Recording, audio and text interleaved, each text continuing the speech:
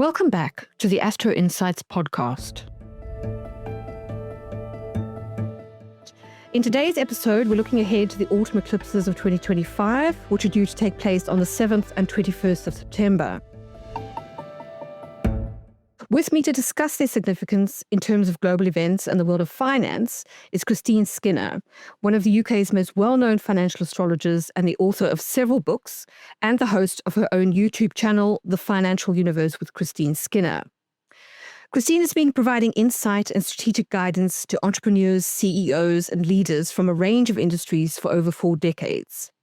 She also serves on the boards of both the Urania Trust and Alexandra iBase, 2 not-for-profit organizations committed to the safeguarding of ancient wisdom and astrological texts. So, Christeen, welcome. Thank you. Lovely to have you here. Well, this is quite exciting. This is a departure from the usual day. It's lovely. Oh, well, good. Happy to provide some Sun-Uranus energy. Yeah.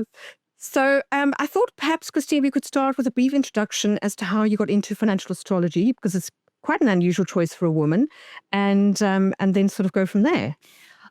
Okay, well, the background is this. I became a stepmother, and my stepson, was about 13. At that time, I was actually practicing a bit of astrology. I met the mothers of his friends, and they were all of an age where they were thinking of, doing their own little cottage industries. What was the good time for starting up Okay. And I was asked, could I come up with a good date for starting? And I realized that I really did not know anything about this. Okay. So I hot-footed to the London Business Library. And not knowing anything about anything, I started to look for what I thought were the charts of the FTSE 100 companies, to see if I could get start dates from them, not realizing at the time what a difference there was between an IPO, when they launched their shares, and when they'd first started trading. Okay. Anyway, as it happened, I was fairly successful, or I just put lucky picks. I don't know quite how that worked. But anyway, I then met through these ladies, their husbands who were working in the city of London, who eventually got me to look at various other things. And so I gradually gained up a London sort of clientele, and then discovered that what appealed to me greatly was the fact that I could use harmonics, which were my big passion with astrology. I could do harmonic understanding, which I couldn't really apply in the same sort of natal astrology sense. So I gradually got into it then. I like the maths. I suppose it's as simple as that. I like the maths. Okay, so could you explain to listeners what harmonic astrology is? Because some of them are not astrologers. Well, most people will be familiar with the idea of you have a conjunction, 2 planets come close together, right? And they appear to be in a line. That's the conjunction. Or if they're opposite one another, you have an opposition. Or right angles, you've got a first quarter or a last quarter square. Yes. But harmonics allows you to look at because with those, you're actually saying either something is together, right? Or it's opposite, or at right angles. Yes, and they're all kind of challenging aspects, except for the conjunction. But they're all very definite aspects. But those aspects are very simple. Even sixes are quite simple. But I became attracted to the idea of what happens when planets are a fifth of a circle apart, or a seventh, or 11th, or 13th, the unusual ones. Yes. And then I discovered there was a richness there, that there was never a condition where 2 planets weren't in some way talking to one another. And the challenge for us is trying to find out what that conversation is. And the conversation depended on how far apart these 2 things were from one another in terms of their entire cycle from a conjunction to the next conjunction. Right. And then I found that the people the traders, because it would come probably as a surprise to many that some of the older traders, particularly the ones that were born in the early 1930s, and remember, I was starting in the 1980s. Right? Okay. These people were absolutely into harmonics. And, there was one gentleman, a fabulous conversation, and he showed me his very worn ephemeris that he carried about with him, where Gosh. he had marked not just the aspects that we normally get with the little Raphael's book, those Yes. are, but he'd marked in other ones, like 17th. Jupiter is a 17th away from Saturn. And he Gosh. marked what that had done within the markets. And he was building up a picture. In fact, I learned more astrology from that guy than I really did from anybody else. And Fascinating. yeah. Yeah. And what about Gann cycles? Because I mean, that sort of also kind of gets into this sort of thing in Fibonacci and the harmonics. Absolutely, it does. And I think if Gann and those people were living today, they would be delighting in the fact that we have access through the wonderful software we've got now. I mean, remember everything they did, they were doing by hand. Absolutely. So it's really impressive what they were doing. But now, you can test theories in a way that you couldn't do before. Yes, and have all the data at your disposal too to be able to sort of run these long histories. It's absolutely it's magical because with the Dow Jones Index, you've got more than 125 years worth of data. So you really can check something. Yes, and look for patterns. You can see that the fallacies, I mean, the one I use as an example every time is that there's this assumption, or has been this assumption, that the Sun and Leo go together with gold. Right. Well, it's painfully, it's not true. When you do the research on it, if you really want to find the best time of year for gold prices, it will be when the sun's moving through Capricorn or Aquarius. It's that part of the year. It's not in the summer. The summer's not bad, but it's certainly beaten by what happens later in the year. Fascinating. I mean, it really, really is, Lisa, because there are so many things that we've been conditioned to accept. A Sun-Jupiter is a good thing. But actually, when you put it to the test, it's only some Sun-Jupiters. It's not all of them. And different markets react, as we were just discussing before we came online, different markets react to different aspects. So Hong Kong, for example, the Hang Seng Index really can't stand anything in the mutable signs, right? Really? It really just doesn't like it. And it's quite funny. Right? You can go back through its data, which I think goes back to the 1950s. So you've got a fair chunk of data. And you see that, for example, it really doesn't like Saturn going through a mutable sign. Interesting. I mean, I've noticed that even with the with Wall Street, that sort of Pisces and some of the other mutable signs seem to be times when the market really kind of tanks. It's interesting. Yeah. It's fascinating. And just going back to the gold thing for a minute. With gold, during the course of any month, obviously the moon is passing through all 12 signs. The outstanding winner, if you really wanted to sell your gold, you would choose when the moon is going through Pisces, because that's when you're likely to get the best price in any month. Which is really interesting. And that's true of silver as well. But I think there's a whole conversation to be had actually about mutable signs, because if you look on the daily charts, this is where you can see how much a price has moved during the course of a day. Yes. Prices tend to move. The range of prices is far greater on a mutable sign day than it is on, say, a cardinal sign. There's more fluidity in the market. That's right. Or you could say that, some traders are headless chickens and don't know which way to go. Oh, that's funny. Yeah. Yeah, so that's interesting that you say that, because I was going to ask you about the role of the luminaries in determining sort of trends. And of course, that is the go-to, is that, the moon rules silver and the sun rules gold. But clearly you've been in this game a long time, and you've sort of refined the subtleties and are perhaps ahead of the curve as far as all that's concerned, compared to sort of newbies like me. I think it's possible that it was true that the sun and Leo and gold went together, say, during the 19th century or 17th, going back. Sure, yes. I think it does depend hugely on the background. And this is the danger thing with looking, say, if you're just going to look at eclipses or the lunar cycle, is that the background is key. And the background really is set by the much slower moving planets. And I think it's absolutely true. Like, for example, when I'm doing my normal work, I prefer now, and this is an odd thing to be saying now, but I prefer my research actually to go in depth into the last 4 to 5 years since Pluto went into Aquarius. I don't want to necessarily compare that with the backdrop of Pluto in Capricorn, because that was different. Yes, it's a whole different era. It's a whole era, right? So you can't possibly just talk about any one of those bits because it's the entire picture, right? You can't break them apart. You've got to look at this. So when one of the luminaries, or if you like, the eclipses that are coming up, when they start to aspect that little triangle, which depends how much orb you want to allow, but I would say that triangle firmed up, roughly speaking, around the solar eclipse in October of 2023. And it doesn't come apart until the beginning of 2028. So it's a very long period, and that's the frame. Everything else is happening within that frame. So that period of time has to be considered very differently to earlier periods. Yes, interesting that you say that. I mean, I only really started to pick up on it at the eclipses last year, when it felt like there was a sort of a sea change happening. And soon after that, you started to get, for example, the UK making changes to fiscal policy.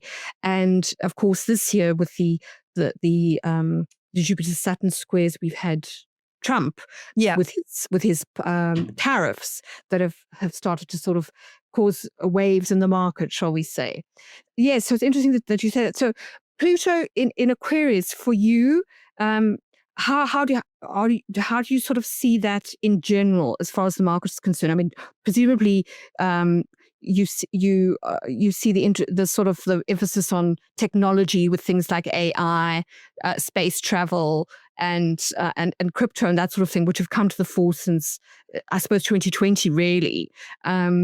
From those sort of the 30s, that's when it kind of came into my awareness. And obviously, Bitcoin's been around since 2009. But I'd just be interested to get your take on that, because you are talking about this different era, and Pluto does seem to be very prominent at the moment, as far as it absolutely is. So I'm looking at that. I'm also looking at investments that are to do with space, right? Which I now see as being the next Silk Road. Okay. Which is, and that's a very interesting piece of, because we're all so fixated on what's going on the world, in the world, with these wars that are all over the place, right? When in fact, actually, I think we should be looking up at the skies and worrying a bit more about who's doing what up there. Yeah, I think what I'm noticing and remembering, I mean, my perspective may be wrong, because I'm just working here. But when I'm talking to my traders, a lot of whom just appear to be working for themselves, except they're not. When you go in a little deeper, you discover that they're in all sorts of forums. And in fact, they're working really as a collective, although they may not have a group name. Interesting. And I think that's another element of the Pluto in Aquarius, which of course is another part of the reason why Bitcoin and these things ever came into being, is because there's this resentment against the banking industry. Yes. And a desire to, can we come together and can we do something more collective where it's all equal? So we're only at the beginning of this journey now. This is just started. And it's, it does have its weaknesses, as we know. The Saturn-Neptune is also bringing in the ideas of the construction that's not safe. The fact that it's still a Wild West, because it is, Yes. You've got the Securities and Exchange Commission in the States, which you don't actually know which way they're going to rule on anything, right? Yes. And they don't even seem to know that. Yeah, right. With the regulations. If you compare that to the 1940s, whilst Uranus was going through Taurus, late 30s and 40s, the Securities and Exchange were already on at certain companies and saying, no, you can't behave like this. By the time Uranus went into Gemini, they decided what the rules were going to be. And that's where we are now. We're right at the beginning of finding what this what the structure is going to be and how safe it's going to be, because at the moment it's not.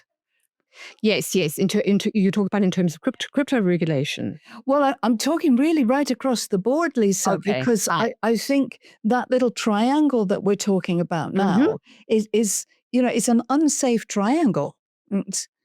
but with both Saturn and Neptune slipping either side of the world axis, of 0 degrees Aries, Saturn's not entirely sure. Is it going to be in Pisces? Is it going to be in Aries? Where are we at? We won't really know where we're at until they both of them gone in heliocentric. There's the retrograde periods and that sort of thing. Yes. Yeah. So but I guess from their conjunction next year, we should be sort of in clearer territory as far as that's concerned. I really, really hope so, Lisa, but I suspect that we're going to have to wait a bit longer. Okay.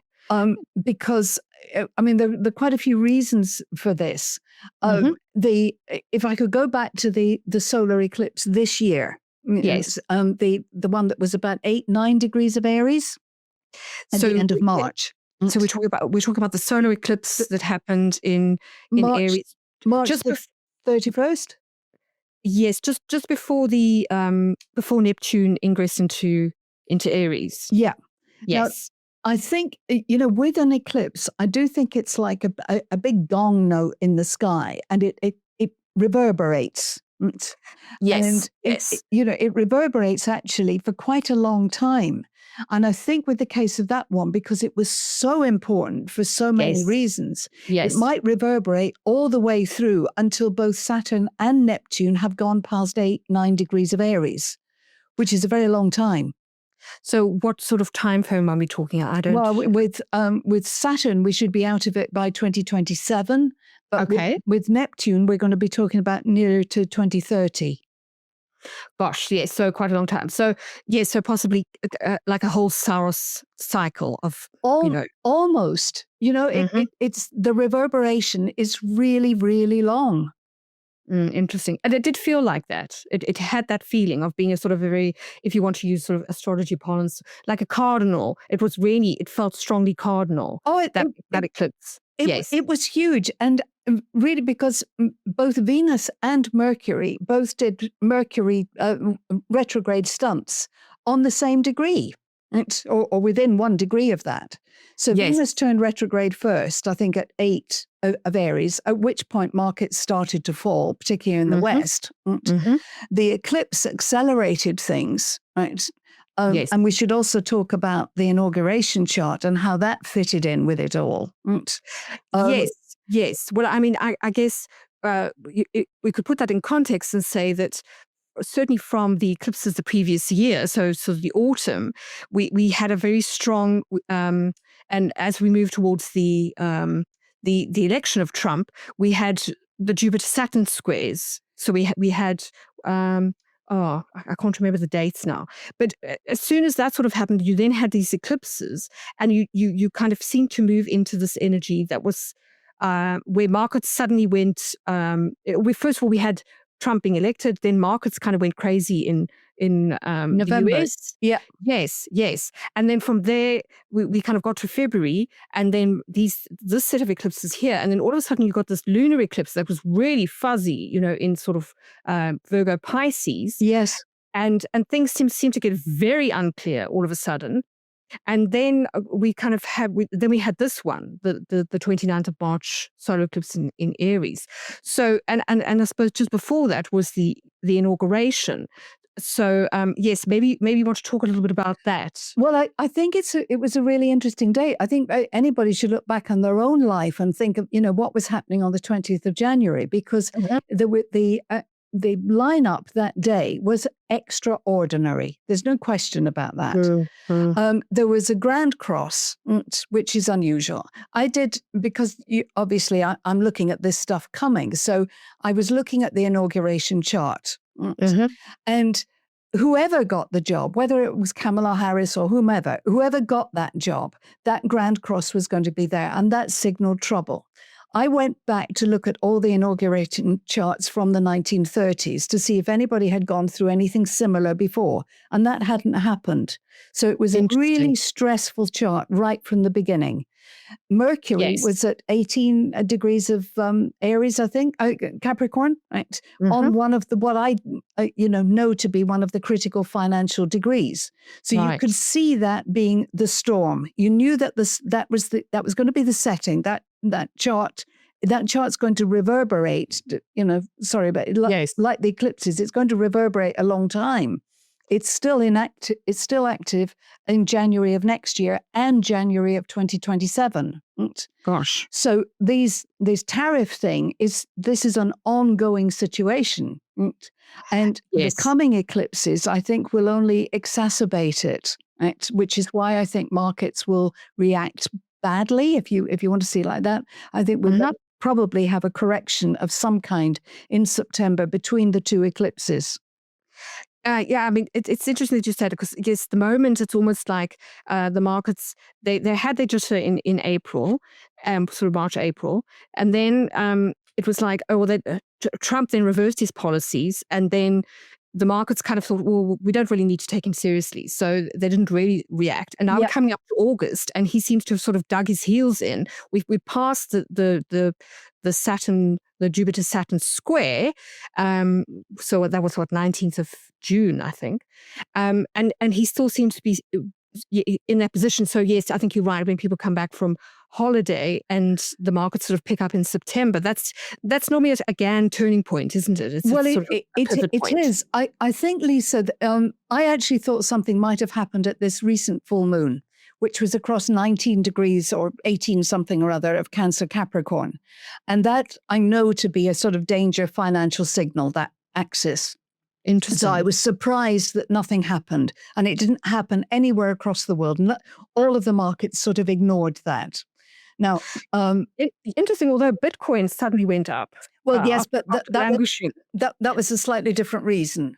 Yes. Yeah. Yes. But it happened at the full moon. So yeah. Anyway, back to your story. Yes. But sticking with the regular markets, I did expect them to react.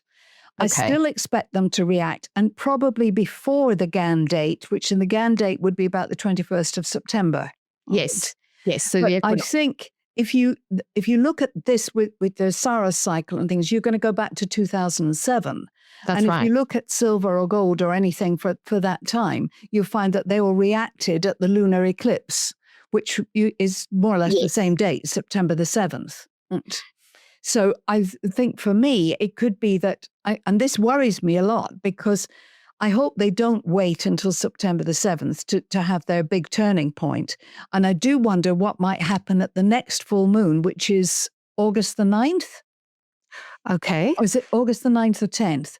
Because you have this, well, for a start, we've got a Star of David forming from early August.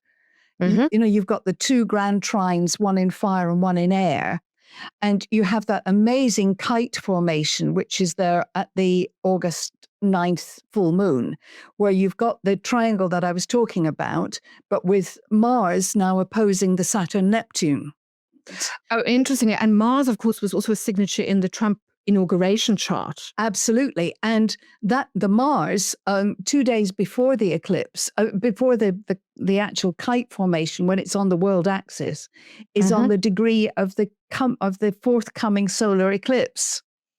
Ah, interesting. And sometimes an eclipse can be triggered by one of the faster moving planets. Yes. So it wouldn't be so surprising if that happened. To me, this is reminiscent of, I think it was August of oh my goodness, was it 1997 or 1998 when we had the Russian ruble crisis? I can't remember now, but it's reminiscent of that time, because there's that whole thing of, because I can remember doing the work at that time and saying to the guys I was working with, I don't think the bankers should be on holiday. And somebody said, oh, don't be silly, Christine. Everybody goes away in August. Yes, away for August. Yeah, nothing will happen until September. And yet it all fell apart in the August. And so I do wonder if we're not going to see something similar. Well, I suppose possibly given the sort of Russia-Ukraine situation, the fact that Trump seems to be changing his mind with regards to his approach to Putin, and also there seem to be movements to introduce sanctions both from Europe and possibly from the US as well. So yeah, I mean that could potentially trigger something, definitely. Yes, but did you going back to the inauguration chart? Was there anything else there that you wanted to sort of highlight? Because this is really the start of Trump's presidency, and he is the one who, at the moment, is having the greatest effect on world markets. Plus, he's got a lot of mutable stuff in his chart, and that of course keys into these eclipses.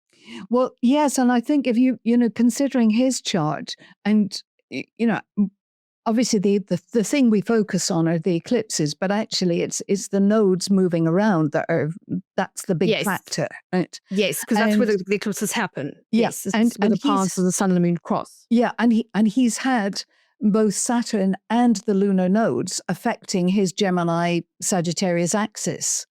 And yes, I think things are really coming undone for him. The chickens are, if you like, they are coming home to roost. The Saturn is on his tail.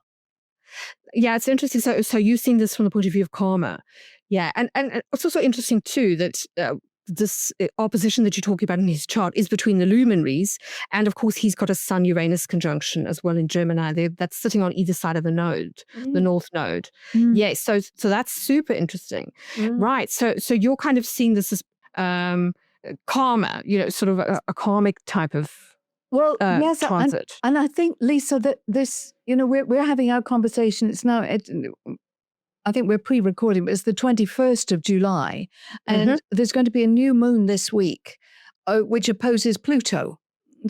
And then that solar eclipse that's coming, the eclipse itself will be opposite both Saturn and Neptune.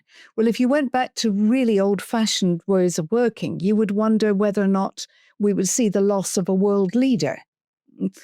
Yes, in terms of like the sun and that kind of thing. Yes. Yeah. No, it doesn't have to affect America. It could be anywhere. It could be here. It could be anywhere. But it seems to me that there's a tectonic shift going on now.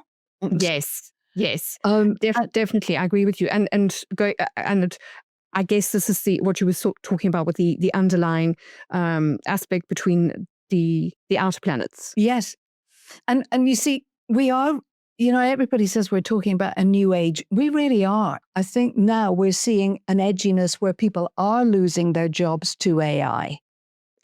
Yeah, so that's really interesting. Yes. And in terms of symbolism for you with the astrology, are you identifying AI with a particular sign or planet, or not really? No, not really. I mean, obviously, we've all been thinking, it's Pluto in Aquarius, or it's Uranus in Gemini, or it's a combination of the two. But actually, AI has been coming towards us now for quite some time. This was not new. we could feel it. We could feel it coming. So I'm not 100% sure about that, because I think maybe it's also been a little bit of Neptune in Pisces, if I'm honest. Yes, I agree with you with that. And I think you could see that with social media too. Yes. The Neptune in Pisces. Yeah. That there was a little bit of a sort of a detachment from reality and distortion happening. Yes. Which hopefully Neptune and Aries will resolve. That's what I'm hoping, especially with the conjunction with Saturn. Come back to reality. Let's put in some guardrails. Let's put in some regulation, that kind of thing. Yes. Yeah, I think it's fascinating, isn't it, really, that it was as Saturn joined Neptune in Pisces that we started to hear on the news that there should be a restriction on the social media thing, or children shouldn't be allowed to access this, that, or whatever. And Saturn, so it began then, but it hasn't really built up enough steam yet, because it's Piscean. It's still, nobody's quite sure what the handrails should look like. They think they should be there. But do you know what? It's a bit like if you were climbing up a mountain, what they put in at the moment is just a rope to stop you falling off. Yes. And we haven't had the first conjunction yet. We were having a close pass in August, but it'll only happen early next year, won't it? Yes, indeed. Yes. Yeah. But it's still, you can feel it coming, that there was a definite shift from that eclipse that we were talking about, the 29th of March, when Neptune ingressed into Aries, and then, we had Saturn ingress into Aries a few months later, and you could feel the shift starting to happen. But as you say, it's only the beginning of the sign. So at that stage, it's still potential. We haven't seen sort of manifestations in external reality yet. No, that's absolutely true. And Lisa, that's you bring up something else with this, because I think astrologers certainly tuned into that Neptune ingress very quickly, because they could see it in their ephemeris. But Yes. from a heliocentric perspective, it hadn't happened. Right? And the client conversations, because they're not reading the ephemeris, they started to talk about it more a few weeks later, which was sort of interesting that this is where astrology can give a heads up at times. Yes, absolutely. Although, we did see, I think I think also sometimes people sense it, Yes. but they don't have the words or these symbols to articulate it. So the astrologers do that for them. Mm-hmm. And then suddenly they say, oh, yes, that's what I was sensing. Yes. But now you've given me the sort of the words, the vocabulary to be able to express it. Because I felt that very strongly with the March lunar eclipse. We were in this fog almost, and a lot of people were talking about it, but more in terms of the lack of clarity in politics, for example, in the US, where things seem to kind of go into this a period of undoing, I would say, is probably the best way of putting it. That's a fabulous expression for it. That you're talking about the March the 14th one. Yes. Yeah. Yes. And absolutely you're right about that. Now, if we get echoes of that on September the 7th, which we might, I think we might easily get that, because what we're already sensing, and we're on the other side of the pond, and we don't really know what's going on behind Mr. Trump, but I do have the sense that there is no clarity about who is actually in charge, who is doing what. Yes, and what the rules are, because at the moment it's just this big project of dissolving, of undoing things, but not putting anything in place. Yeah. So, I thought it was interesting, for example, even just looking at the Saros series for these upcoming eclipses, that, for example, with the lunar eclipse, we get in terms of the human design, which basically translates the degrees into hexagrams. Yes. And so we've got the moon in gate 63, which is hexagram 63. So it's about doubts and the need to clarify, verify, or refine knowledge.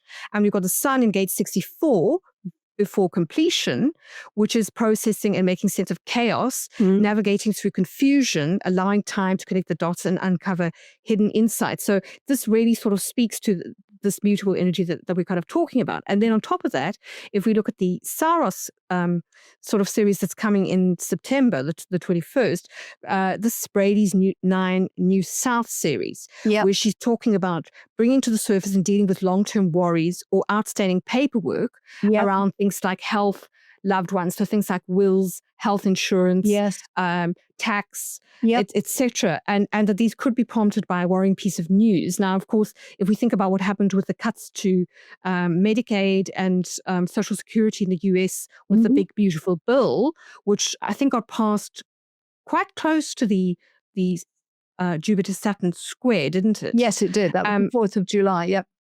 Yes, we can see that potentially, this starts to now have an impact, and people start to notice or to start to worry about the real term impacts of what this could mean for them in terms of things like health insurance, Social Security, etc. Lisa, I could not agree with you more. That's superb. That's exactly, that sums it up. Interesting. So, yes, just sort of, those are kind of very overview type of things, but for you, in terms of the autumn, what are sort of the major astrological trends that you're seeing or that you're concerned about that might play into this picture, or in terms of markets and that kind of thing? Well, depends who I'm working for, is the answer. We seem to be going through a real property-itis thing at the moment. And do you think that's Jupiter in Cancer? No, well, that's a factor in it. But no, we're certainly going through that. I have to work long term, Lisa. Yes, so sure. It's unlikely that people really ask me to look at the fourth quarter of the year, because I'm supposed to have done that 2 years ago, right? Okay. So, so I'm always looking, something further down the line. And the nodal cycle and Jupiter's position relative to the nodal cycle gives quite a lot to say about recessions and the property market.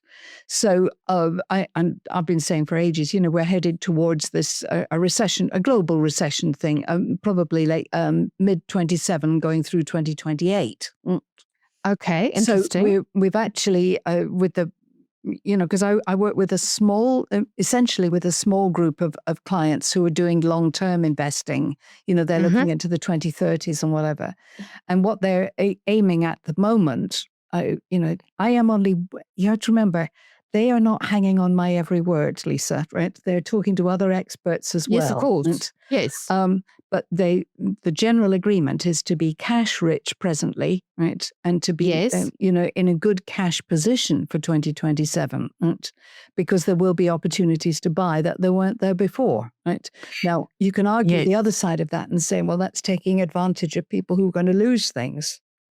Right. Yes, of course. I mean, it sort of swings roundabouts. It absolutely is. So it's interesting that you say that, because in terms of the Gann cycle, that fits exactly with the 20-year sort of Gann cycle, where sort of in terms of that, we were looking at decline from 2023 in the markets, and then the advice to be cash rich and to sort of cash out of things, and then property crash 2026, 2027. So a good time to buy.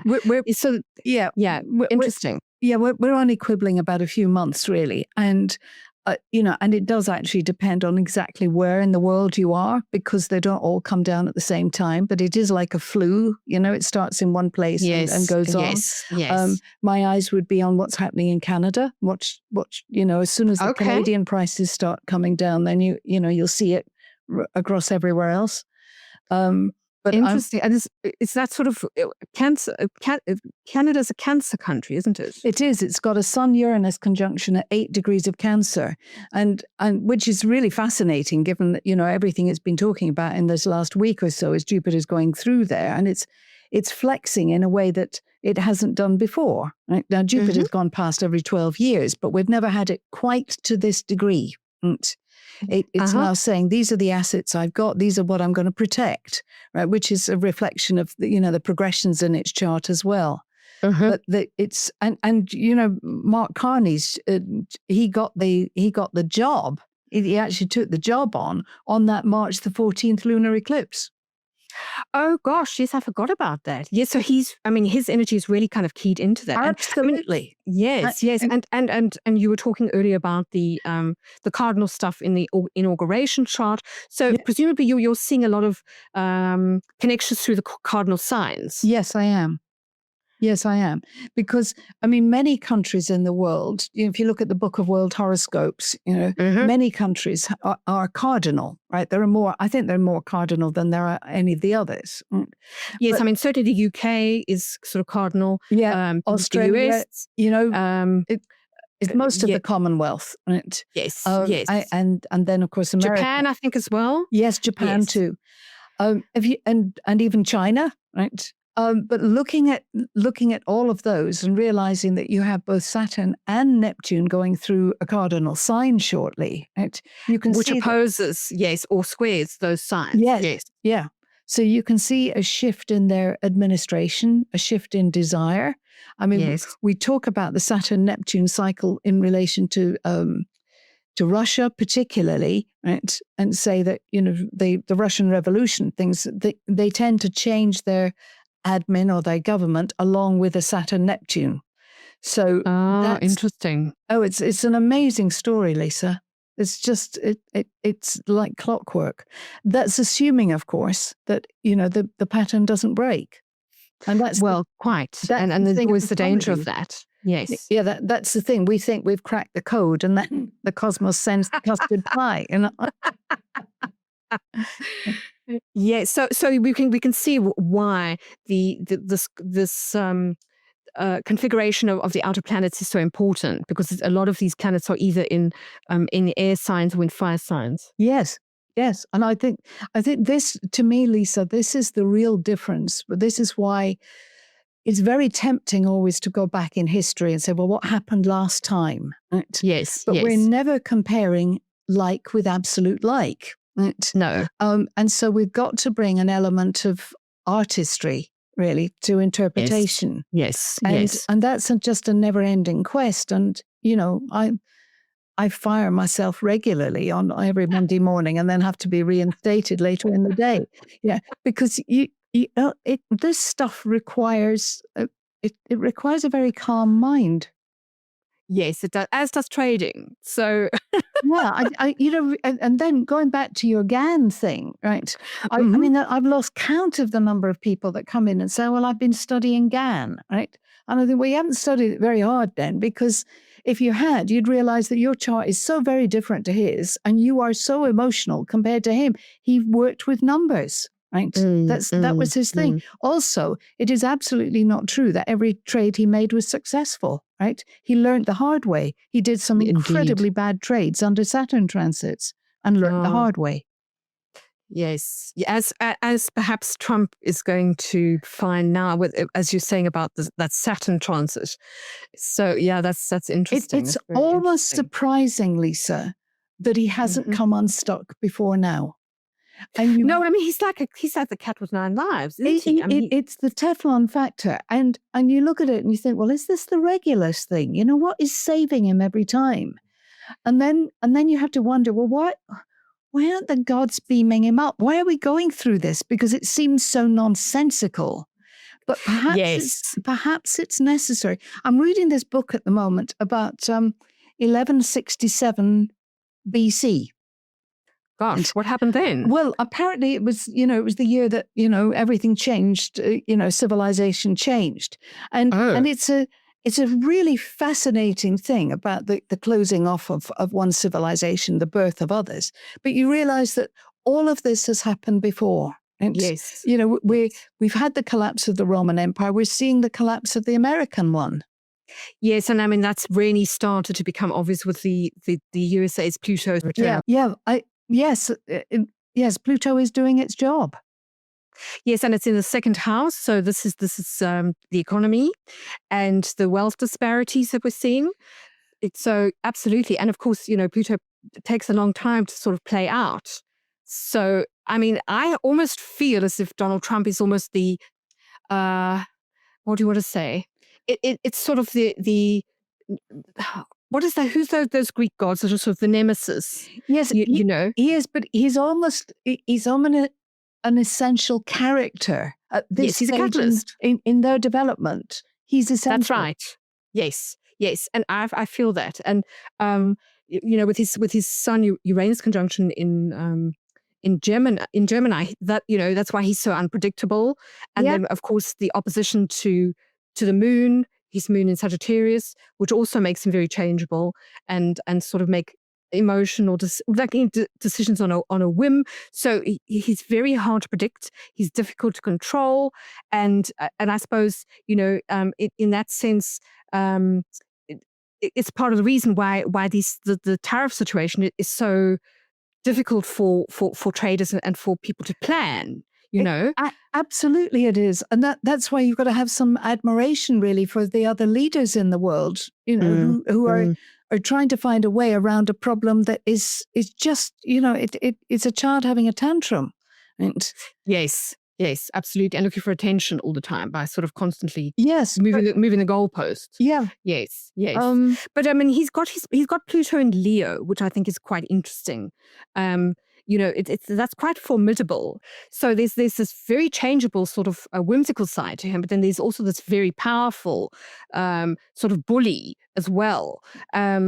That is sort of underlying things, and I think it's interesting that it's in Leo, and of course we sort of about to enter Leo season with the sun kind of changing signs, and then so will a lot of the personal planets. Yeah. So and in fact, Mercury is currently retrograde in Leo, isn't it? Yes, and this is why I wonder with this new moon that opposes Pluto. And what's interesting, if you go back to the inauguration chart, that started off with a sun conjunct Pluto in Aquarius, and now we've got to the halfway point of the cycle. Right? The sun's moved away, and we've got the opposition. Right? So this really is the testing time for the authority of that. Yes, and of course the Sun and Pluto would have been, if you use a noon chart, would have been sort of right on the midheaven, and Mars too. I mean, Mars was coming off a hard aspect to Pluto as well, wasn't it? That's right. I felt right at the start, Lisa, that I thought it was extremely unlikely that whoever had the presidency, and again, I'm not taking sides here, but whoever got the job was unlikely to be in the position in 18 months later. because you'd got progressions, with the midheaven, the sun and Pluto, all moving, whichever rate you want to choose, right? Which is why I was giving myself a window of 12 to 18 months. Whichever system you use, I don't think that presidency in that form was going to last. So then the next thing is really to start to think about, well, if he goes, what takes its place, right? Yes, and Vance happens to be a Sun Leo. Yeah. And everyone's kind of talking about, is he going to succeed Trump? Are the tech bros lining him up to take over? Yes. Because of this whole kind of techno-feudalism, and of course that fits very well with Leo. Yes. Yes. Yeah. Yes. So thoughts on that? I don't know. I mean, I have to say I'm really worried about this. I'm struggling with words here because I know words are really important. Yes, because once you've articulated something, it can start to happen. I don't want to manifest anything here, and I don't want to get power mad either. But we've got this this colossal Star of David coming. Well, that makes you think of Israel for a start. Yes, of course. Yes, and then that implies, what is the Israel effect? What is that about? Yes, and we've already seen that as a sort of a shadow over the end of Biden's presidency and the beginning of Trump's with Iran and with Gaza and all that kind of stuff. Yeah. Yes, absolutely. So I'm looking at that because I know, for Israel itself, you tend to look at the Saturn-Pluto cycle because it responds to that. Absolutely, yes. But this Star of David, this really troubles me, that August period. There's a book that I chanced upon whilst I was staying with a publisher earlier this year, but Horoscope for the New Millennium. And it was written in the 1990s by a gentleman called Meese, Meece. And I've mentioned this because I think the work is absolutely extraordinary, breathtakingly fabulous, because he was forecasting, 35 years ahead of time and saying that he thought this August full moon would be America's Tiananmen Square moment. Now, how incredible to use that language, over 3 decades earlier to pinpoint this. How fantastic. What quality stuff is that? But it does make me wonder what is going to happen, in a few weeks' time, because already you can see America is crumbling, right? They are at odds with one another. Is California going to break away? Is California, Washington State, and Oregon, are they going to join forces and break away? Well, I thought it was so fascinating that you mentioned this in your book, The Financial Universe. And I remember reading it in 2020, just before the election, the November election. And I remember you talking about the possibility of America breaking up. And I thought, this is crazy. But now, since the Pluto return has really started to bite, it's really not that sort of inconceivable at all. No, it's not. My timing was out. My timing was definitely out. But the basic principle. The principle, still I think. pretty. I think I got the principle right. I thought it would all be done and dusted, and they would be broken apart by 2028. Interesting. That and that might still happen. Well, it might. For me, what I think is so fascinating about all this is you've got the Pluto return, and you've also got this link to the French Revolution. Yes. Which in and of itself is being played out again in America. Yes. It's almost like you're having, the president and the people around him are turning themselves into the French king. Yes. And so you, of course, you kind of think, well, what does that mean for the people? Will they revolt off with his head? Yes. Yes. Yeah. Especially with all these cuts and this Doge business and, sort of mercilessly firing people and that sort of thing. Of course, it's going to have a repercussion. Yes. And of course, we saw it with people like Luigi Mangione and that kind of thing. Yeah. This resentment's been building for a long time because of the wealth inequalities, which again is Pluto, I think, in that second house of the economy and of sort of assets and that kind of thing. So this has been building for a long time. Yeah. So, interesting that you're talking about sort of August. I didn't necessarily, in my own mind, foresee it happening quite so soon, but you certainly kind of felt like, where's this kind of going? Well, that's interesting. Yeah, well, this brings us into again, just to reiterate, this comes back into the solar eclipse in September, because Mars is going to take up the position of that solar degree in August. So it could trip the eclipse into action early. That's not unheard of. Yeah, I mean, that's an interesting thought, especially given that the lunar eclipse it's kind of mirroring, as I said, the energy of the lunar eclipse in March, and the solar eclipse that happened in March was also part of a very violent Saros family. I mean, this was 9 new north, Yes. which concerns things like sudden change, unexpected disruption, natural disaster, violent outbreaks, and we've certainly seen that since that eclipse has happened with Israel-Gaza, with Iran. Yeah. Things really sort of ramping up in India, Pakistan. Yeah. A lot of kind of beating of the war drum sort of happening. So, I mean, yes, quite possibly as this cycle draws to a close, which is that's the way I tend to sort of view the eclipses, is that the solar eclipse, like a new moon, begins a 6-month cycle and until the next solar eclipse, and then we'll sort of see what the new solar eclipse brings to the party. But of course, you were talking earlier about how you saw that March eclipse as having far longer ramifications, which it can, of course, because of the Saros sort of cycle. Yes. And I think that the position, of all the planets at any eclipse, I know you can say everything is always at work, Lisa. You have to be. Yes, yeah. You have to sort of focus. You've got to draw the line somewhere. But no, I do think that some eclipses have far longer effect than others. And I don't know if you've seen Bill Meridian's book on eclipses, the geopolitical one, I haven't. right? Where he's showing, even from the rise of Islam, and he's actually showing how an eclipse can last hundreds of years. I think he's right in that. Even if you look at Brady's work, if you look at how long her Saros families last for, they can be centuries. Yes, as they move from the north node to the south node and sort of vice versa. Yeah. Yes, so they can. Obviously, it's like everything. You get sort of the mini cycle, you get the mid cycle, and you get the sort of the maxi sort of version. So yes, we could be talking a long time, especially given that Neptune changed signs, and that's such a slow moving planet. Yep. Yes. It's interesting. It's really, really interesting.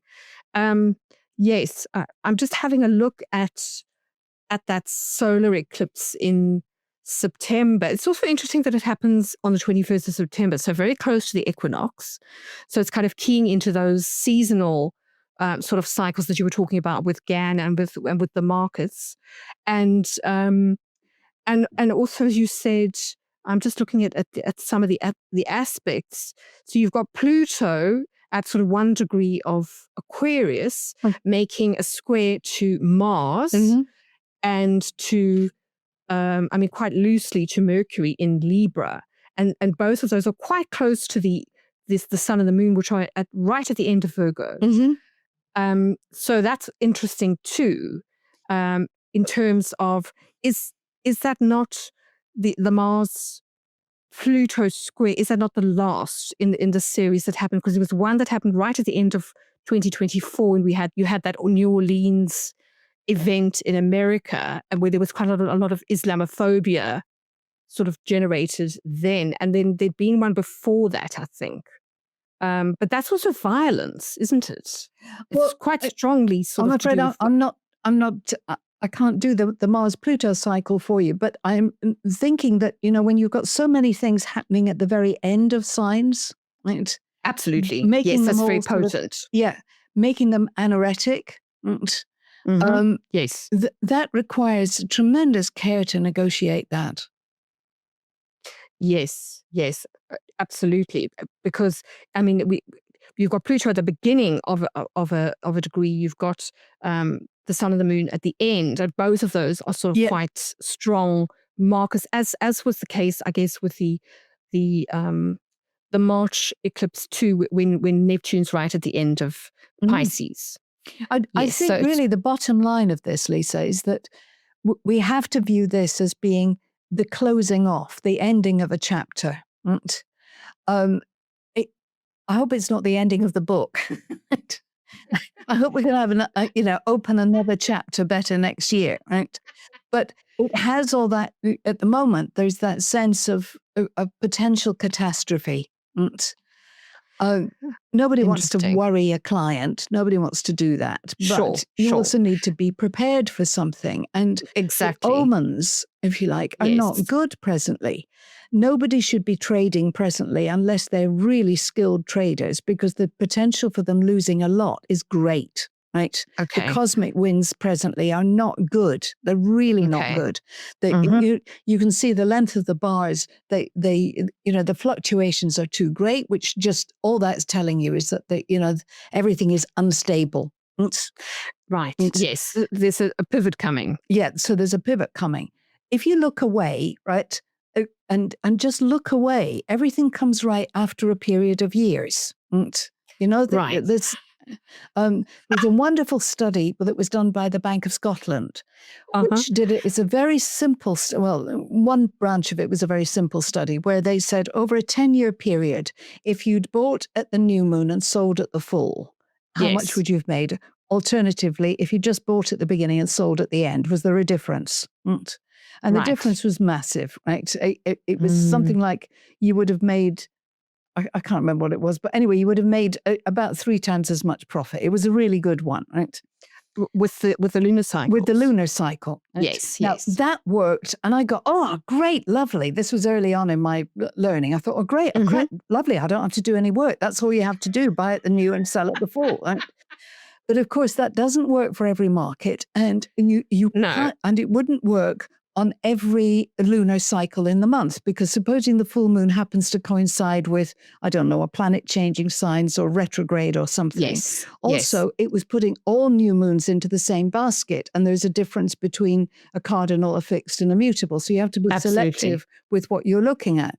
But the principle, what they were showing really was that there is something here. There is something that's worth researching more, and that's and cracking the astro code for whether it be the FTSE or the DAX or whatever. Right, that's what keeps me going each day. I want to crack the code. Yes, it's interesting, isn't it? It's sort of that curiosity that sort of keeps you motivated. Like what am I not seeing? What am I not here? seeing? Yeah. There's a pattern here. Why can't I get it? Yes. Absolutely. I've got a Sagittarian moon, so I'm always looking at multiple charts, which is really stupid, really, because if I could just focus on just one or two, I might actually do it. But there's always the temptation to say, well, if it doesn't work on this one, let's try it over here. Because you're always sure it's going to work somewhere. But that's absolutely. It's always a work in progress, which is very unhelpful to people, I know, but that's where we are. We're just at the beginning of this. The amazing thing that we can do now with the software, and because we've got the data, is that we can test theories. And really, we couldn't do that until relatively recently. Very, very true. Absolutely. And I think it's quite amazing how astrology does tend to adapt to new technologies and new environments and new formats. There's something very mutable about. Well, we want to understand. We can't leave it alone, right? We're absolutely convinced that there is a connection, and we're just trying to find the phone line, right? Yes, absolutely. It's true. It's true. It's lovely doing things like this, because you realize other people are trying to, get on the same communication thing as well. You're not alone. Absolutely. But I think also what's so nice is that everybody has their own individual approach. And I think, if you talk to people like Patrick Curry, that is right, actually, because astrology, as much as it's about the heavens and what's happening up there, astrology happens here on Earth by humans. It's a human endeavor. It's it's sort of an anthropological pursuit, and everyone's going to approach it slightly differently because of their charts, their background, their education, what they're looking at, and so I think it's always wonderful to exchange paradigms, if you like, or sort of perspectives, because everybody is coming at it slightly differently. Yes, and that's fine. That's why. One client will prefer one astrologer and not another one, and and why one sort of a certain company chart will speak to you and why another one won't. I think sometimes it's also just down to and just on that, Lisa, and this is just a recent experience. somebody asked me to do a company chart work. And I responded, the usual way, yes, I'll be delighted, blah, blah, blah. Yes. Please, but I need about a week to do some back testing. Okay. And he wrote back and said, what do you mean back testing? And I said, well, I have to make sure that the chart worked and that, that what I would have forecast happened. Okay. And he said, what's the point of that? And I thought, well, it's to calibrate. It's to calibrate to make sure you've got the right chart. Hold on a minute. There's no way that I can start forecasting on a chart you say is when this company began, because it may be the wrong chart. I have to test. Yes. I've got to test this. Yesterday, I listened to Carol Tebbs doing a work piece on rectification, which incidentally was superb, right? Mm-hmm. Really, really superb. Mm-hmm. And really she was showing how you can't believe anything. You have to test everything, right? Just because somebody says they were born at 5 to 10, right? Test it with their life. You've got the story, right? Because we're all of us, subject to, somebody wrote the time down. It might have been 2 or 3 minutes out. But test it. Yes. And I thought she was tremendous. It was a really brilliant piece because she's so measured. I don't know if you've heard of it. It was really thorough. It was really, really good. Well, that's very scientific. I mean, yes, I thought, that's really interesting. My approach tends to be a lot more instinctive.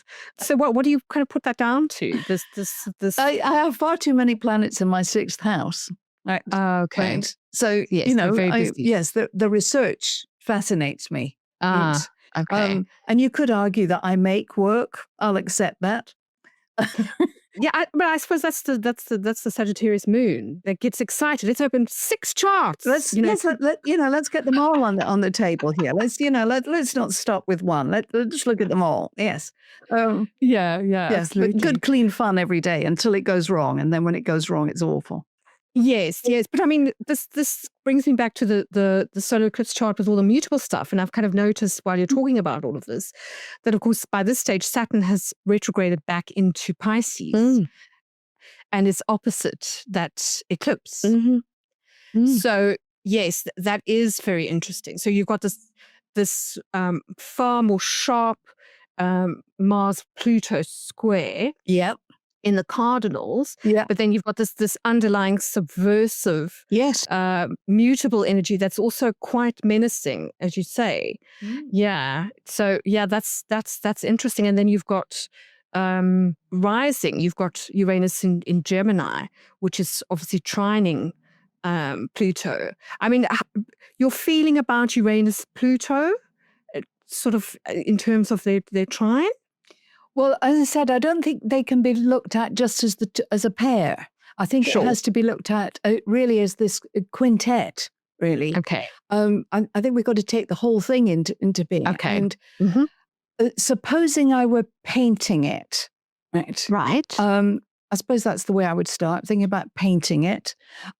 It's got to, if I were painting it, it's highly technical, isn't it, when you put Uranus and Pluto there? But it's a bunch of wires that aren't necessarily connected. So it looks, when you go into the cellar and you've put all the dead electrical equipment there and it's all bits of wires. Because nobody ever tidies anything up. That's how I feel we are. I feel we're like a telephone exchange at the moment. Nobody's got the lines plugged into the right place yet. Interesting. Well, that makes me think of the period. Do you know Michael Lewis's book, Flash Boys? Yes. It makes me think of that with the telephone lines going into the exchanges and people trying to work out how much cabling they needed in order to sort of make their slow down their connection to the exchange versus how the laying of the cables and how fast to make them. And I mean that whole scene caused so much chaos, didn't it? And that's exactly where I think we are now.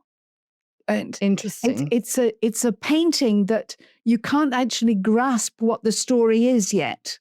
Yes, absolutely. You can see all the colors. You've got an idea of the shapes, but you can't get the story yet. And I think we're going to get the story, as we always do with retrospect, you get the story, but we're living in it now. So what can we do now? Well, I have to accept that there's a real strong chance that I'm never going to get to the end of certain pieces of research during this period.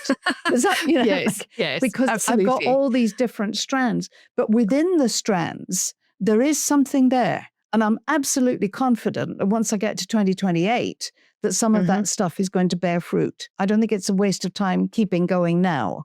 But I don't like the mess in the interim. Granted, I don't like that. And away from a personal thing and just looking at politics and society and what have you, we seem to have gone into and maybe this is a reflection of the Uranus-Pluto and that thing. Everything's black or white. You're either on that side or that side. Yes, this polarization. Yeah, yes. and compromise has become a dirty word. Absolutely. And yes, listening to the other person has become a dirty, that's not acceptable. And maybe we have to go through all of this in order to realize that actually that's necessary. Totally. And this is the sort of the extension of the effect that social media's had on society, this kind of this polarization. And I suppose Uranus too as the sort of the cutter or the splitter, or the separator, cutting into two. Yep. Yeah, interesting. And on that, Lisa, I was reading, I write occasionally for the Astrology News Service, doing little pieces there. And we have been doing a thing where we just focus on 350 words on something. This is what they call atomic essays. So the atom as in going to the smallest possible molecule, like very zen. Yes, yeah. And in doing that, although the discipline is very good, that's the Saturn bit, right? You also lose the space for discussing the potential.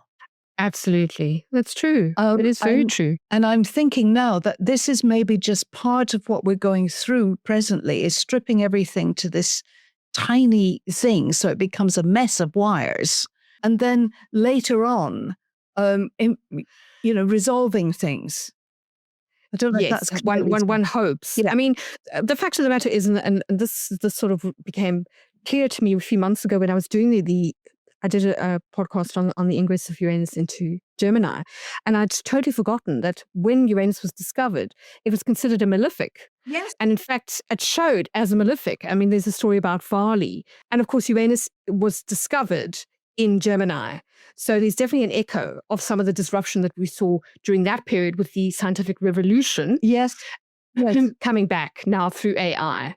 That we're going to have to go through a period similar to after the Renaissance. Yes. Where you have this period of adjustment. Yes. Where you eventually things will get better, but to get there, you're going to have to sort of go through a lot of mess, wars, disagreements, undoing things before you kind of get there. So it's similar where you had the Protestant Revolution, you had the English Civil War, you had the French Revolution, and only sort of when people got to the other side of that did things sort of settle down and things, Yes. And that's my sense. Yes. I think you're absolutely correct with that. I have to say, I do feel positive about the future. It might not sound as I am. Short term, term, I think it looks pretty ugly, right? Yes, quite bumpy. Not very good at all. But I mean, if I would encourage people, and I have been saying to people, listen, yes, this Star of David and this kite formation that's coming up doesn't look so good on world affairs, but actually we could use this. There's a really lovely kite in there. If you've got an idea, a kite can be a fantastic thing. It gives you an idea, you can float an idea. Right. You don't want your kite to get tangled up with other people's kites, so you're going to have to be careful about it, right? And learn to fly it, right? Yes. And yes, there will be a time when you've got to bring it into land and deal with the practicalities, because remember, this kite is fire and air. It's it's off to the races, really, right? But then it has to be taken home and looked after so it can be flown again another time. I do think the cosmic messages that might come through in August, for those of us who want to listen out for them, they could be superb. That could be real genius stuff that comes in. Interesting. Well, I mean, that's certainly something to, to kind of look forward to and to I'm sort of good. note. I'm a great believer. I think all astrologers should read things like The New Scientist and things and see what the breakthroughs are that are coming. Oh, totally. And- Absolutely. And I'm really convinced that some of the stuff that that comes out of this August's research things will be will be to the benefit of all. But yes, the other side of it, is going to be an ugliness, which God knows, can it really get much worse in Gaza?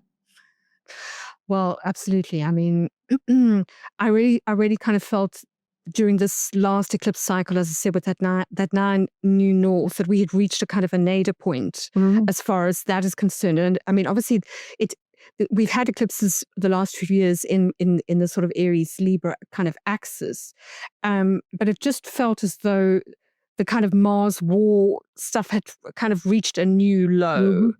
And yeah, I mean, I'm hoping that as the nodes, kind of move off that stuff and we don't have Israel's Saturn-Pluto being activated all the time. Yeah. That things will sort of calm down there, because it does. I mean, that sort of can feel a little bit, I don't want to say apocalyptic, but it definitely has those overtones, doesn't it? It absolutely does. So that's sort of a 2.5 year cycle, isn't it? The nodes kind of change signs. It's not, I mean, the node moves fairly fast. Yes. As you were saying, kind of trying to push things in a more hopeful direction. I should also sort of mention that with this solar eclipse that's coming up, we've got the sun and the moon in hexagram 46, which is about pushing upward, the strength to push through, to rise above obstacles towards your goals. So being determined, being guided by what feels right to you in the moment, and embracing your own sense of kind of timing and method. So, I mean, that's quite positive as well. I found the hexagrams quite useful when it comes to just giving an overtone to a particular eclipse. So, yeah, gosh, well, I mean, we've covered so much territory, Christeen. Well, we have. I'm sure, listeners their minds will be sort of boggling at this point. Well, yeah, so maybe we should sort of wrap it up by explaining to listeners who don't know what you mean by the Star of David, what chart you're talking about, so they can kind of go and look this up. Well, if they want I would to. look, you've got a choice. Start on the 3rd of August. It depends how you set up your different software. But just read it in an ephemeris. If you start with the 3rd of August and look through for about a week, and you'll find that you've got 3 planets in trine to one another in fire signs, and another 3 that are in trine in air signs, and they superimpose one on the other. Yes, so a lot of positive energy. It is it's a lot of positive energy. I know trines are supposed to be lazy aspects, but I'm kind of hoping that, especially because you'd put the 2 trines together, you end up with this kite formation in amongst it. Yes, and planets involved very active as well. Yes, they're very active, and that, yes, okay, it doesn't sound very nice, Mars being opposing to Saturn-Neptune, but it will equally be in trine to Uranus and Saturn at one end and trine to Pluto at the other. So I think, as astrologers, and with that little bit of knowledge, with a tiny bit of meditation through that time, you could lift off a very good idea. I hope you can anyway. Yes. Well, I mean, that's, I think, a positive note to end on. Yeah. So, yes, gosh, well, thanks so much for your time, Christeen. This has been fascinating. Well, it's a pleasure, Lisa. As I say, I've learned so much. I'm sure that listeners have too. And I've learned a lot from you as well, so I'm grateful for that. I've made some notes along the way, and I'll use them tomorrow. Well, fabulous. It's always nice if it's a mutual exchange. Yeah. So that's great. So yes, maybe next time you'll come back on and we'll talk about the chart of mankind. Yes, we should do that. We should do that at another time. For early access to more mundane and financial astrology forecasts and interviews like this, as well as other exclusive material, visit the AstroInsights blog and subscribe to our newsletter.